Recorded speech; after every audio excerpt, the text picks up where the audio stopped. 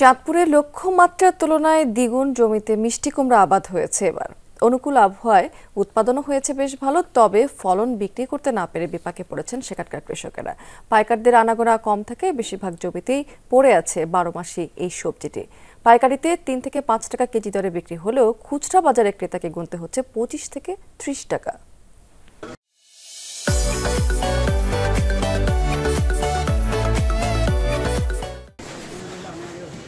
চাঁদপুর শহরের পালবাজার, এই কাঁচা বাজারে প্রতি কেজি মিষ্টি কুমড়া বিক্রি হচ্ছে 25 থেকে 30 টাকায়। শহরের বাজারে মিষ্টি কুমড়ার বড় যোগান আসে হাজীগঞ্জের বলাখাল পাইকারি বাজার থেকে। বলাখালে কৃষকদের কাছ থেকে পাইকাররা প্রতি কেজি মিষ্টি কুমড়া কিনছেন 3 থেকে 5 টাকা কেজি দরে, অথচ মাত্র 12 কিলোমিটার দূরে শহরে গিয়ে খুচরা বাজারে এই সবজি বিক্রি হচ্ছে 6 থেকে 8 গুণ বেশি দামে। এখানকার মিষ্টি কুমড়া স্থানীয় চাহিদা মিটিয়ে সরবরাহ হয় বিভিন্ন জেলাতেও। পাইকার নাই, সিটাং নিয়ে যা বেচতে পারি, আমি কিনে নিয়ে যা বেচতে পারি। কত করে কিনছেন, বেচবেন কত? কিনছি 5 টাকা করিয়া, এই 5 টাকা 6 টাকা 60 টাকা এই ধরে যা বেচতে পারি আর কি।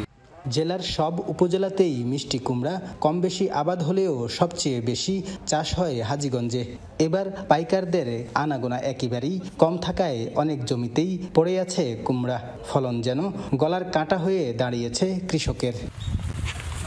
কোনো পাইকার নাই, আমগো কেনার জন্য কোনো পাইকার আসে না মাঠে।